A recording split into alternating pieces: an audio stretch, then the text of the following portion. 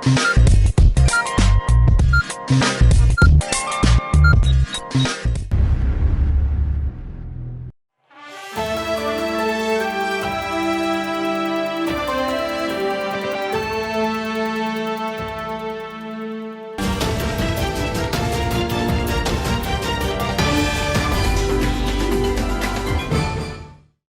अर्ज है। एडियन उर्दू खबरनामे में आपका खैर मकदम है। मैं हूं सिद्दीकी मोहम्मद अजहर। खबरों के सिलसिले को शुरू करने से पहले आइए डालते हैं आज की चंद अहम खबरों पर एक नजर। शिवसेना ने मराठी में बोर्ड आवेजा करने का मसला उठाने के बाद मनसे की जानिब से दुकानों के अंग्रेजी बोर्ड की तोड़ फोड़, नए तनाजे का आगाज। जालना में दिन उजाले गोलियां मारकर एक शख्स को 3 अफराद ने किया हलाक। मरने वाले का घाटी अस्पताल में पोस्टमार्टम जारी। अब खबरें तफसील से। दयानोबा शहरी कोऑपरेटिव पत संस्था के खातेदारों ने इतवार की शब पत संस्था के डायरेक्टर को पुलिस कमिश्नर के सुपुर्द किया और रुकन पार्लियामेंट सैयद इम्तियाज जलील से जाकर उनकी रिहायशगाह पर शिकायत दर्ज की। इस मौके पर जलील ने खातेदारों के लिए आवाज उठाने का तयक़ुन दिया। 1 बज रहा है और अभी मेरे पास जितने सारे हैं ये न्यानोबा पत संस्था, पहले आदर्श पत संस्था थी जिसने 200-250 करोड़ रुपए का घपला कर दिया, लोगों के पैसे हड़प लिया। अब इसके बाद बहुत सारी और भी पत संस्थाओं के ऐसे घोटाले सामने आ रहे हैं जिसमें एक न्यानोबा पत संस्था है। तकरीबन 80 करोड़ का बताते है, ये 80 करोड़ का घोटाला है करके। और अफसोस की बात यह है कि इसमें 80% जो डिपॉजिटर्स है वो एक्स आर्मी मैन है, फौज में काम करने वाले, देश की रक्षा के लिए काम करने वाले वो फौजी है जिनका पैसा रिटायरमेंट का पैसा है, पीएफ का पैसा है। वो पैसा ये लोगों ने इस पद संस्था के अंदर जमा कराए और उसका जो मेन चेयरमैन था उसको जब पता चला कि मेरे खिलाफ एफआईआर हो रहा है, अब मेरे ऊपर कार्रवाई होगी, तो पता चला है कि वो विदेश में भाग गया है। तो क्यों उसको भागने का मौका दिया गया है? क्यों जिस तरह से आदर्श के ऊपर हमने दबाव डाला था पुलिस के ऊपर कि इनके ऊपर कार्रवाई करो, पिछले 2-3 महीने से अब आदर्श के चेयरमैन, डायरेक्टर्स, उनके पूरे परिवार वाले हरसूद जेल के अंदर सड़ रहे हैं। तो उसी तरीके से ये दूसरे पद संस्था के डायरेक्टर्स और चेयरमैन को क्यों छूट दी जा रही है? सवाल ये पैदा होता है, ये इतनी रात को क्यों जमा हुए? इन्होंने पुलिस को विनंती की कि साहब ये डायरेक्टर है, ये मुख्य सूत्रधार है, इसको पकड़ो। नहीं पकड़ रहे थे, तो आखिर में उन्होंने ही उसको पकड़ा, गाड़ी में बिठाए और लाकर है तो पुलिस वालों के हवाले कर डाले, पुलिस कमिश्नर ऑफिस के। तो मेरा सवाल ये है कि अगर उनको वो मिल सकता है डायरेक्टर, तो पुलिस क्यों अपने आँख के ऊपर पट्टी बांधे हुए है? पुलिस क्यों नहीं पकड़ सकती है उनको? अ, और ये डीडीआर ऑफिस वालों को तो मेरे हिसाब से अब वक्त आया है कि इनके ऊपर अब कानूनी कार्रवाई नहीं होनी चाहिए। इनके ऊपर अब रास्ते के ऊपर, और मैं अगर वापस अगर आऊं और तब तक अगर इन्होंने कार्रवाई नहीं करे, हाँ, तो डीडीआर ऑफिस का क्या हशर होगा उसके अंदर मैं खुले तौर के ऊपर बता रहा हूं। या तो ये गरीबों का पैसा जल्द से जल्द लौटाना, इनके मंत्रियों ने, इनके मुख्यमंत्री ने बैठना, हाँ, और इनका गरीबों का पैसा जल्द से जल्द कैसा मिलता है करके ये देखना चाहिए करके। नहीं तो हमको मजबूरन कानून अपने हाथ में लेना पड़ेगा। ये गरीबों को भी लेना पड़ेगा और हम भी लेंगे अगर ये इनका पैसा नहीं मिलता है तो। जालना से दिल को दहला देने वाली खबर मौसूल हुई है। जालना में मंठा चौराहे पर हुई फायरिंग में एक शख्स जाए वाक़े पर हलाक हो गया। फायरिंग में मरने वाले शख्स का नाम गजानन तौर है। इसका पोस्टमार्टम औरंगाबाद के घाटी अस्पताल में किया जा रहा है। टू व्हीलर पर आए हुए नामालूम 3 मुजरिमों ने गजानन तौर नाम के शख्स पर फायरिंग कर दी। ये वाक़या जालना शहर में पेश आया। इस फायरिंग में गजानन जाए वाक़े पर हलाक हो गया। जालना शहर के नौजवान गजानन तौर ये रामनगर से जालना शहर की जानिब आज दोपहर को जा रहा था कि मोटरसाइकिल पर 3 अफराद आए और तीनों में से एक शख्स ने फायरिंग की। इसने 4 गोलियां दाग दिए। गजानन तौर जाए हादसे पर फौत हो गया। इसकी लाश औरंगाबाद के गवर्नमेंट मेडिकल कॉलेज व अस्पताल घाटी में पोस्टमार्टम के लिए लाई गई। दरियासना गोलीबारी करने के बाद तीनों अफराद एक 4 व्हीलर में बैठकर रामनगर कारखाने की जानिब रवाना हुए। तेज रफ्तार कार रास्ते में सड़क से नीचे उतर गई और गड्ढे में जा गिरी। पीछे से मकामी क्राइम ब्रांच और सामने से मौजपूरी पुलिस की नाकाबंदी की वजह से दोनों पुलिस के वफ्द जाए हादसा पहुंच गए। पुलिस के आते ही कार में से हमलावर फरार होने की कोशिश कर रहे थे, ताहम इनका पीछा करके उन्हें हिरासत में ले लिया गया। दरियास्ता मोहल्ले के जसद खाकी पर घाटी में पोस्टमार्टम जारी है और कसीर हुजूम जमा है। हुजूम को काबू में रखने के लिए पुलिस तलब कर ली गई है। आज जालना शहर में मंठा चौफुली पे एक फायरिंग की इंसिडेंट हुई है। उसमें गजानन टौर नाम से एक व्यक्ति है जो मारा गया है, और फायरिंग और स्टैबिंग ऐसे दोनों प्रकरण हैं उसमें, और वेगवेगळे आरोपी हैं ऐसे अभी निष्पन्न हुआ है। और उनकी शोध के लिए पुलिस की 4 पथक अलग अलग डायरेक्शंस में उनको शोधने के लिए और ताबे में लेने के लिए गई हुई है। कारण अभी तक निष्पन्न नहीं हुआ है, कारण का तपास चालू है कि क्या कारण से ये हुई है इंसिडेंट। गजानन टौर पे भी पहले के कुछ गुने हैं अपने जालना शहर में, अलग अलग पुलिस स्टेशंस में कुछ ऑफेंसेस इनके ऊपर, जो मयत है गजानन टौर, इसके ऊपर काफ़ी ऑफेंसेस दाखिल हैं। कांग्रेस के रुकन पार्लियामेंट धीरज साहू के मकान पर इनकम टैक्स महकमे की कार्रवाई के बाद शहर के गजानन मंदिर इलाके में भारतीय जनता पार्टी की जानिब से शदीद एहतजाज करते हुए कांग्रेस रहनुमाओं के खिलाफ नारेबाजी की गई। खाली बसा, खाली बसा, खाली बसा, खाली बसा। राहुल गांधी, राहुल गांधी। महाराष्ट्राच्या महिला मोर्चाच्या प्रदेशाध्यक्ष चित्रताई वाघ, आमच्या शहराचे अध्यक्ष शिरीषदादा बोराळकर यांच्या नेतृत्वात आम्ही छत्रपती संभाजीनगरमध्ये जो काँग्रेसचा खासदार आहे झारखंडचा धीरज साहू, याच्या घरामध्ये अब्जवधी रुपये साठलेले आहेत, त्यातले 300 करोड रुपये जो आयकर विभागाच्या खात्याने तिथं धाड पाडली, त्या धाडेमध्ये ते सापडलेले आहेत। अक्षरशः 1 डझन मशीन त्या नोटा मोजता मोजता बंद पडल्या। अशा या काँग्रेसच्या भ्रष्टवादी लोकांचा आम्ही धिक्कार करण्यासाठी इथे आलेलो होतो। राहुल गांधी आणि सोनिया गांधी यांनी ज्यावेळेस काँग्रेस पार्टीचं काम सुरू केलं त्यावेळेस यांनी काँग्रेसनी गरिबी हटावचा नारा दिला। गरिबी हटली, पण काँग्रेसच्या नेत्यांची सामान्य जनतेची गरिबी अजून तशीच आहे। पण जेव्हापासून देशाचे पंतप्रधान 2014ला त्यांनी शपथ घेतली आणि त्यांनी सामान्य गरीब लोकांसाठी काम सुरू केलं, त्या गरिबी हटावचं काम, खरं काम माननीय देशाचे पंतप्रधान नरेंद्रभाई मोदी हे करतायत। आणि त्यांनी सांगितलं होतं ज्यावेळेस ते 2014ला इलेक्शनला उभे राहिले की मी काळा पैसा बाहेर काढेल, आणि नक्कीच त्या कामाला त्यांनी सुरुवात केली।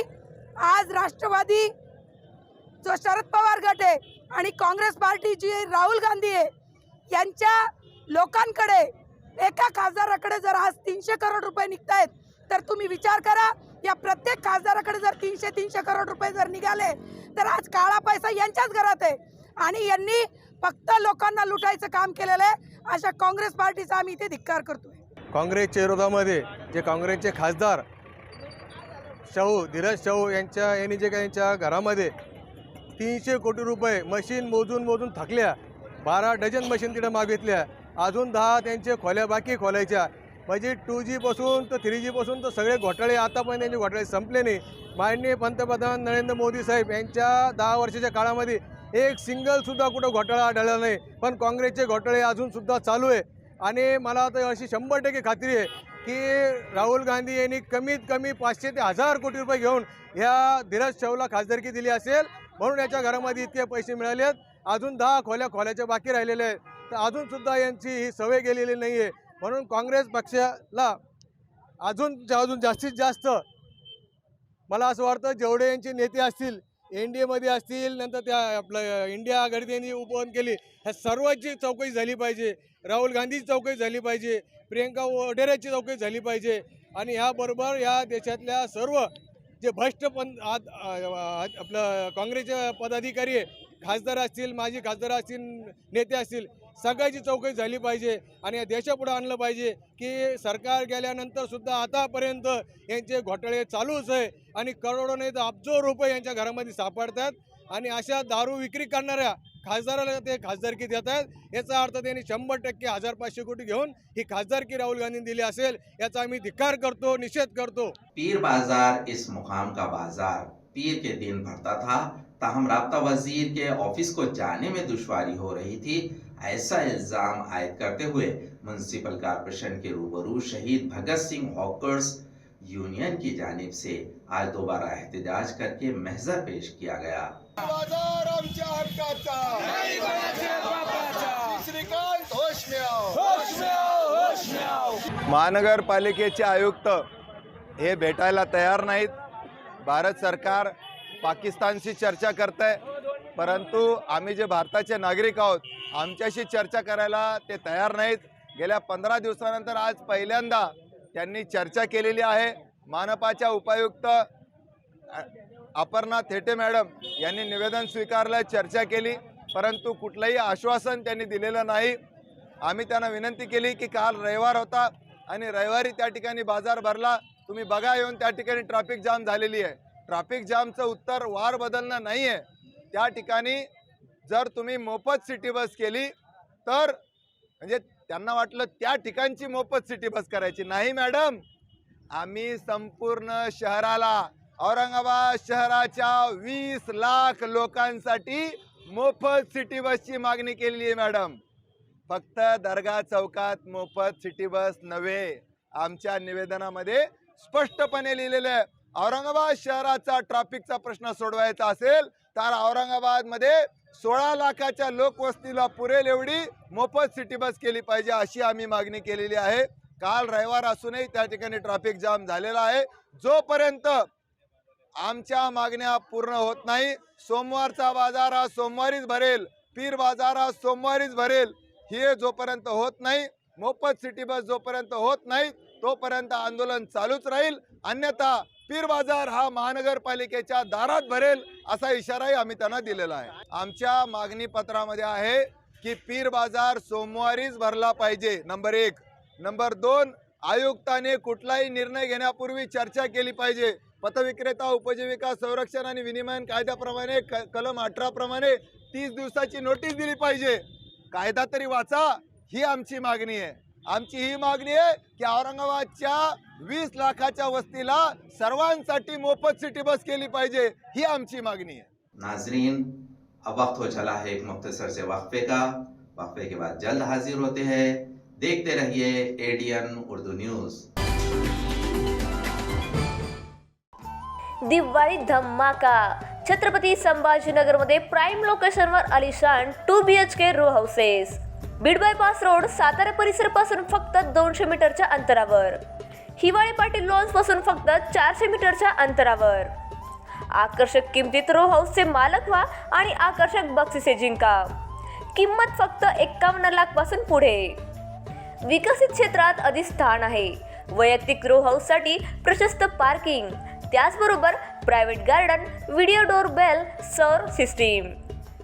जागेचा पत्ता प्लॉट क्रमांक 14P 15 24 25P, Beed bypass, Satara परिसर, छत्रपती संभाजीनगर, औरंगाबाद। खरेदीसाठी आमचा कॉन्टॅक्ट नंबर आहे 9860056488। सर्व बँक कर्ज उपलब्ध आहेत, अटी आणि शर्ती लागू।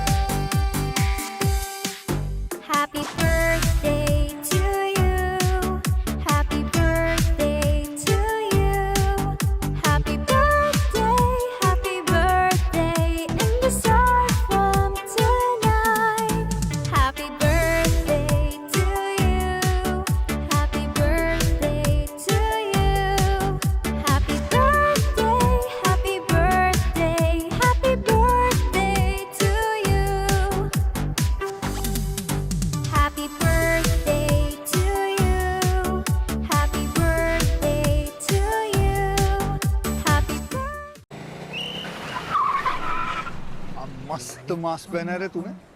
Thank you sir.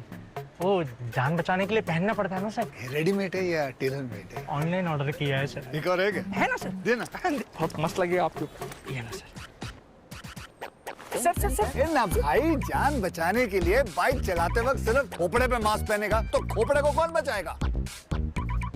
समझ गया सर। हेलमेट ऑनलाइन ऑर्डर कर, वरना हमेशा के लिए ऑफलाइन हो सकता है। Okay sir.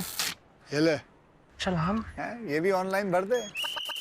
हेलमेट पहने, ट्रैफिक नियमों का पालन करे, जिंदगी के सफर को सुरक्षित रखे। वक्फे के बाद आपका दोबारा इस्तकबाल है। गुलमंडी से औरंगपुरा इलाके का म्युनिसिपल कॉरपोरेशन कमिश्नर ने पीर की सुबह दौरा किया और इस इलाके का मुआयना किया। इसके बाद फौरन ट्रैफिक में रुकावट पैदा करने वाले नाजायज कब्जाजात के खिलाफ कार्रवाई शुरू की गई। शहर के गुलमंडी, मछली खड़क, कुंभारवाड़ा और औरंगपुरा इलाकों में गुज़िस्ता चंद साल से बड़े पैमाने पर नाजायज कब्जाजात किए गए हैं। कई मरतबा बाजार के ताजिरों और सियासी ओहदेदारों ने म्युनिसिपल इंतजामिया के पास शिकायत दर्ज की। आज म्युनिसिपल कमिश्नर जे श्रीकांत ने इन इलाकों का दौरा किया और यहाँ के ताजिरों से बातचीत की और उनकी दुश्वारियाँ मालूम की। इस तरह से म्युनिसिपल कॉरपोरेशन के नाजायज कब्जाजात हटाओ के वक्त ने 40 दुकानों के सामने के शेड, चबूतरे और लोहे की जालियां, बोर्ड हटा दिए। इस मौके पर म्युनिसिपल कॉरपोरेशन के additional commissioner Saurabh Joshi, deputy commissioner Mangesh Devre, नाजायज कब्जाजात शोबे के सैयद जमशेद, शेख यूनुस समेत नाजायज कब्जाजात के मुलाजिमीन ने कार्रवाई की। औरंगपुरा इलाके में भी बड़ी कार्रवाई की जाएगी। इसकी इत्तला म्युनिसिपल कॉरपोरेशन इंतजामिया की जानिब से दी गई। नाजायज कब्जाजात शोबे की कार्रवाई किसके कहने पर की गई, ऐसा इल्जाम मुकामी शहरियों की जानिब से आयद किया गया। आज छत्रपती संभाजीनगर गुलमंडी येथे महानगरपालिका आयुक्त यांनी सकाळी 7 वाजता आपल्या ताफ्यासह अतिक्रमण विभागासह रस्त्यावरील अतिक्रमणे आणि जे अनधिकृत शेड, काही लोकांच्या टपऱ्या या सगळ्या सकाळी उचलण्यात आल्या। अनेक दिवसापासून मध्य भागातील शहरातील हा एक गंभीर प्रश्न, आज त्याला आयुक्तांनी वाचा फोडली। त्याबद्दल मनपा आयुक्तांचे खूप खूप अभिनंदन आणि खूप खूप शुभेच्छा। फक्त सांगायचं एवढंच आहे की ही कारवाई होत असताना, ही कारवाई करीत असताना एक राजकीय पक्षाचा नेता जो स्वतःला भावी आमदार समजतो तो त्यांच्या ताफ्यासोबत चालत होता आणि तो त्यांना ठराविक ठिकाणी बोट करून डायरेक्शन दाखवत होता की हे तोडा, ते तोडा, ते तोडा, हे काढा, ते काढा। प्रश्न असा पडला या भागातील लोकांना की ही कारवाई अतिक्रमण विभाग महापालिका आयुक्त करीत आहेत की त्याच्या डायरेक्शननुसार ही कारवाई होत आहे, असा एक मोठा प्रश्न आम्हा सर्वांना पडलेला आहे। तरी आपण ही कारवाई केली, आपलं खूप खूप अभिनंदन।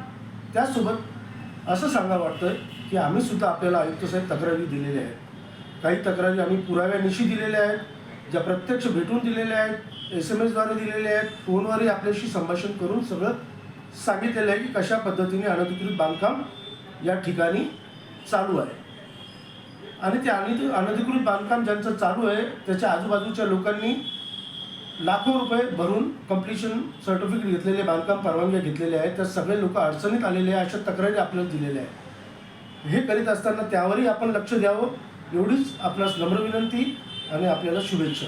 शहर में मराठी का मसला लेकर शिवसेना ने इंतजामिया को मेमोरेंडम देने के बाद महाराष्ट्र नवनिर्माण सेना की जानिब से शहर में जावेद हबीब और 7 एप्पल होटल के अंग्रेजी के बोर्ड्स की तोड़ फोड़ करके मनसे ने नया मसला खड़ा कर दिया है।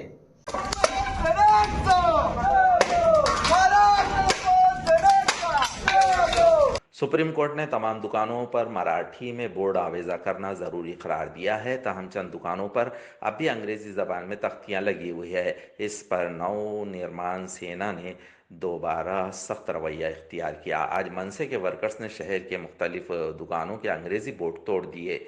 दीगर दुकानों के मालिकों ने बोर्ड तब्दील करने का वादा किया। शहर में मराठी के मसले पर महाराष्ट्र नवनिर्माण सेना दोबारा पुरतशद्दुद हो गई है।